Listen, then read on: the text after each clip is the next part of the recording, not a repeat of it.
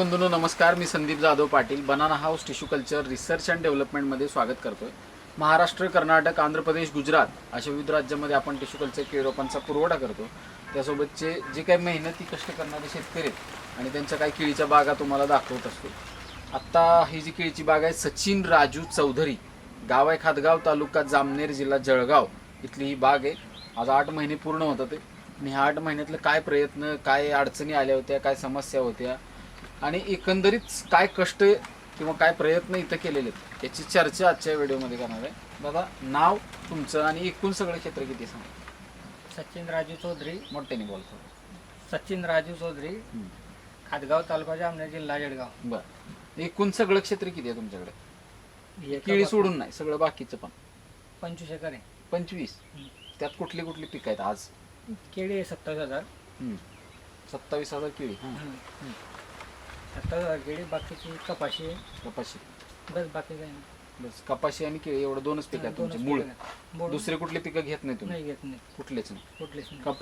कापूस आणि केळी हे 2 पिकं नगदी या इथं घेतली जातात त्यांच्याकडं.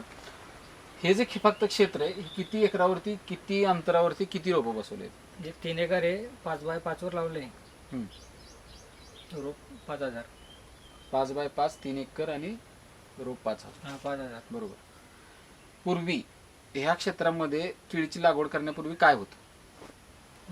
काही नाही, हेच लावले होते कपाशी. कपाशी. मग ते कसं कसं क्षेत्र तयार केलं सांगा एक जरा थोडंसं. कपाशी उपटल्यावर काय केलं? कपाशी कुट्टी करून घेतली, हम्म. मग नागडी करून बेड पाडले, त्याच्यानंतर रोपांची लागवड करली. नाही नाही, कपडा शेणखत बिनखत काय टाकलं नाही? शेणखत आधी टाकेलं होतं ना कधी? कपाशीत लावायच्या आधी. किती टाकलेलं? 10-15 ट्रॉल्या टाकेलं होत्या. 10-15 टोले. त्यावर परत कपाशी लावली ना? कपाशी लावली, कपाशीची कुट्टी करली. आणि लागवड करताना बेडवर का सपाट का सरीत? बेडवर आहे, बेडवर. बेडवर तर. बेडवर आहे. तर लागवड ज्यावेळेस तुम्ही केली त्यावेळेसचं वातावरण कोणतं होतं? उन्हाळा, पावसाळा का हिवाळा का थंडी होती? हिवाळ्यात का? हिवाळा. हिवाळ्यात थंडी होती. नोव्हेंबरमध्ये. नोव्हेंबरमध्ये. किती नोव्हेंबर तरी? 22 नोव्हेंबर. 22 नोव्हेंबर म्हणजे जवळजवळ डिसेंबरची सुरुवातच झाली. डिसेंबरमध्येच गेले समजा. तर डिसेंबरची लागवड, थंडीचे 2 महिने आणि तिथून पुढं कडक उन्हाळ्यात टेम्परेचर किती होतं तुमचं? टेम्परेचर 44 होऊन जातं आमच्याकडे. 44 म्हणजे 44 44 डिग्री ला टेम्परेचर होतं इथं. आणि साधारणपणे आत्तापर्यंत ह्याला रासायनिक खताची डोस किती दिलेले आहेत? डोस वरून एकच टाकलेला आहे, बाकीचं वॉटर सोल्युबल. फक्त 1 डोस भेसळचा बेसल एक डोस वॉटर आणि वॉटर सोलेबल देतात. वॉटर सोलेबल किती दिवसाच्या अंतराने? 1 आठवड्यानंतर. आणि 8 दिवसात. घडावर फवारणे काय झालेत का आज? मेरी आणून ते झालंय, एक फवारा झाला. एक झालं. अजून किती होती? मेरून अजून 2 होते. म्हणजे एकूण सगळे फवारे किती होतील घडावर? 4 होते किंवा 5 होते. 4-5 होते. म्हणजे सोडसाडा आहे ते 8 दिवसाला चालू आहे. आणि काय म्हणू आपण त्याला, भेसळ डोस फक्त एकच केलेला आहे आणि फवारण्या 4-5 होतील. 4-5 होते. तर एक जनरली आत्तापर्यंत ह्या बागेला किती रुपयाचा खर्च आला असेल? झाडावर सांगा, एकरी सांगा. ह्यामध्ये रोपं, खतं, फवारणी, औषधं, बाकी सगळ्या काही गोष्टी. झाडावर 50-60 रुपये खर्च झाले असतील अजून. आणि अजून किती होतील पुढे? अजून 2 महिन्यात ना? हा, 15 ते 2 महिने लागतील का अजून? 1.5 महिने होऊन जाईल. 1.5 महिन्यात. म्हणजे आज कितवा महिना चालू आहे? बरोबर 8वा महिना. 8 म्हणजे 9-9.5 महिन्यात हार्वेस्टिंग होईल. हा, 1.5 महिने 10 महिन्याच्या आत होऊन जाईल मग. पण हा, म्हणजे 10 महिनेपर्यंत कमी 2 महिने जरी पकडले 10 महिने. 10 महिन्यात हार्वेस्टिंग होईल.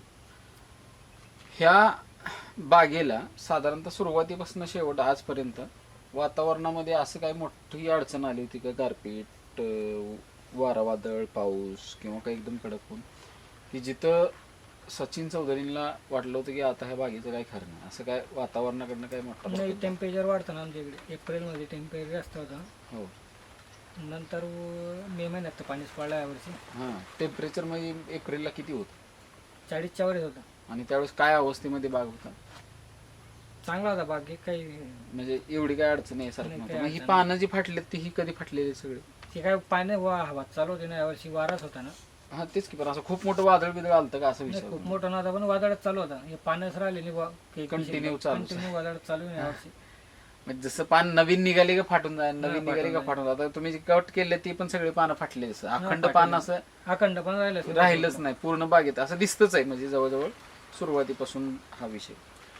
या सगळ्या नियोजनामध्ये एक आत्तापर्यंत म्हणजे समजा आता हे खर्चही सांगितलं तुम्ही, पण एक जनरली तुम्हाला वैयक्तिक काय वाटतं, शूटिंग काढतो म्हणून नाही, पण एक साधारणतः 5,000 रुपयामधनं किती टन किंवा किती क्विंटल पर्यंत ॲव्हरेज निघा असं वाटते तुम्हाला?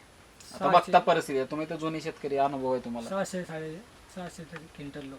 म्हणजे कसं धरती रास तुम्ही ते अंदाजे 15-16ची रास. 16ची धार, त्यानुसार जर तुम्हाला म्हणतं एक 600 क्विंटल पर्यंत माल निघाला. आत्ताचे रेट समजा 20-22 रुपये, सॉरी 18-19 रेट आहे, तरी पण मिनिमम जरी धरलं तरी खर्च वजा जाता किती होऊ शकतो असं, किंवा दरवर्षी किती होता तुमचे? ते उधळत देता का? उधळत देता. तरी गेल्या वेळेचं काय दिलं होतं ह्याच क्षेत्रातला बाग 5,000 रुपयांचा उधळ लास्ट 250 ते आपला 24 लाखाला दिला 4,500. 4,500 खोड 24 लाखाला. आणि हा समजून चालाय का अंदाज तुमचा? अंदाज ते भावावर आहे, जसा भाव. तरी पण अंदाज धरून चालाय. ज्या भावातले 14. याच महिन्यात होता का? सेम असाच होता का? नाही, तो ऑक्टोबरचा होता. हा, पाठीमागचा होता. ऑक्टोबरचा होता आणि भाव चांगले होते, 2,500-3,000 भाव बाजारात त्यावेळेस 2,500. 25 रुपयाच्या आसपास. 25 रुपये. शेवटी रेटवर आहे, शेतकऱ्याचे पैसे खिशात येईपर्यंत काय खरं नाही.